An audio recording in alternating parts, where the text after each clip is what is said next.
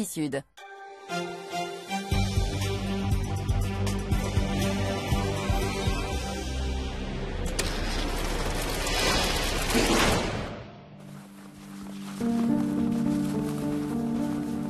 Franchement, qu'est-ce que c'est que cet endroit? Non mais regarde un peu quoi, Oh, regarde. j'ai trouvé un truc pas cher pour la nuit en attendant le festival. Enfin, je crois pas que ce soit ici qu'on puisse parler cinéma quand même, hein. Mais si, pour parler de chasseurs de fantômes ou Dreamcatcher, c'était très bien.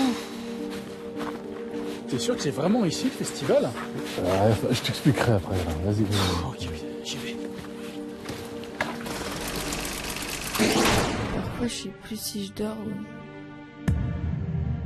si je suis juste en train de triper.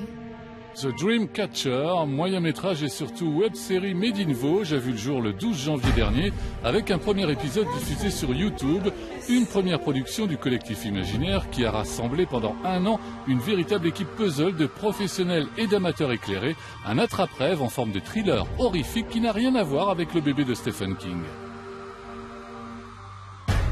Jodie, c'est une petite fille qui a des visions extrasensorielles et qui, pour être protégée d'elle-même et des autres, est placée dans un institut. Depuis toute petite, j'ai le don d'entrer dans le sommeil d'une personne endormie à côté de moi. L'héroïne rentre dans les rêves des gens. Donc, à un moment donné, oui, effectivement, il y a une confusion entre le rêve, la réalité, etc. On perd un peu le spectateur.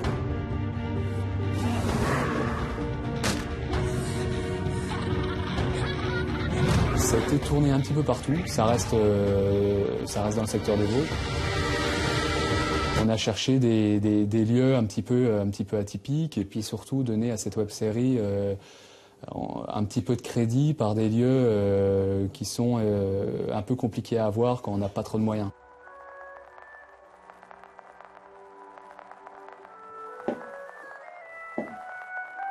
À un moment de l'intrigue, elle est vraiment en danger, en réel danger, parce qu'elle prend conscience de beaucoup de choses, en fait. Elle prend conscience surtout qu'elle a été manipulée pendant des années et des années. Elle va aller chercher les cauchemars des gens, elle les ramener avec elle pour les soigner. Et donc forcément les cauchemars, c'est pas toujours très gai.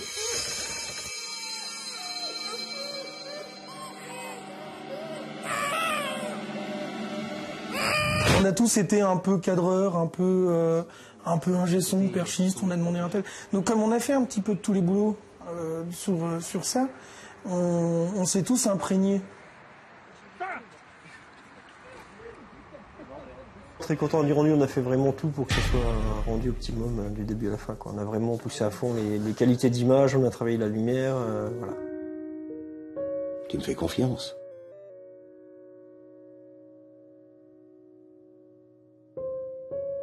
Laisse sortir tes craintes.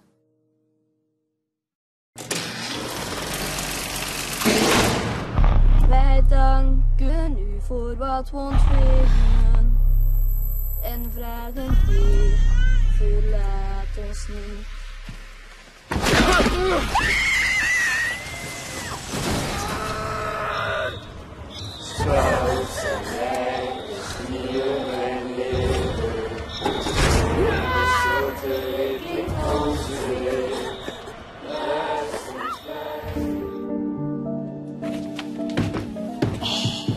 Mais franchement, ça peut pas être ici quand même. Non, mais c'est les mecs de Paranormal Vosges Investigation qui m'ont parlé de cet endroit.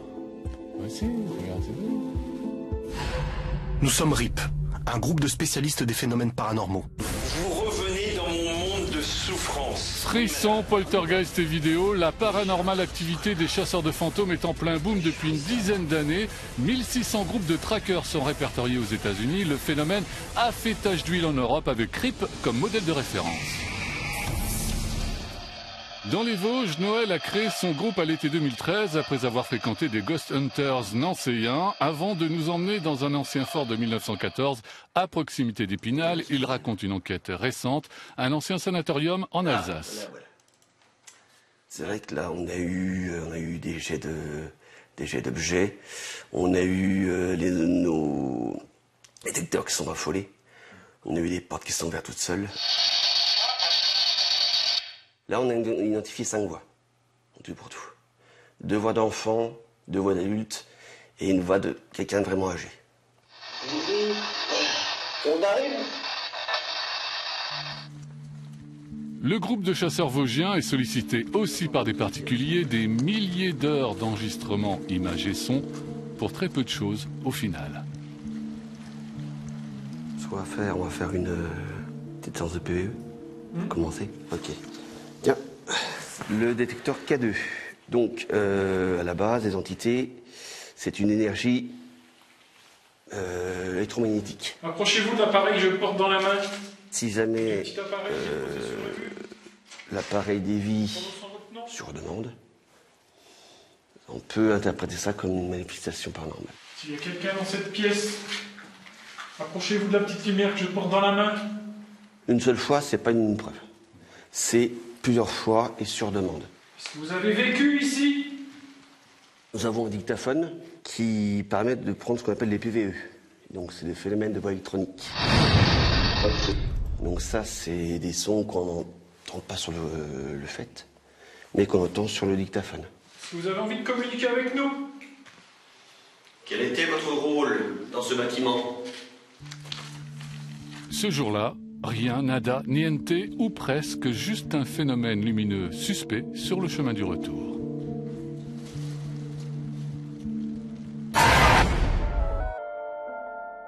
Ouais, enfin je veux bien, mais bon... Vivement demain qu'on retrouve les invités du festival dans leur bel hôtel, hein, quand même. Hein. T'as vraiment des goûts de luxe, toi. Hein. Oh bah non, mais quand même, t'as vu un peu... Mais ça arrive à quelle heure, les invités? Je sais pas, moi, comme d'habitude, non? T'es toujours en train de te plaindre. Regarde, Ted, il est pas bien, là? Regarde. Ouais, enfin, je veux bien, mais... quand même, quoi. Par le Satanas.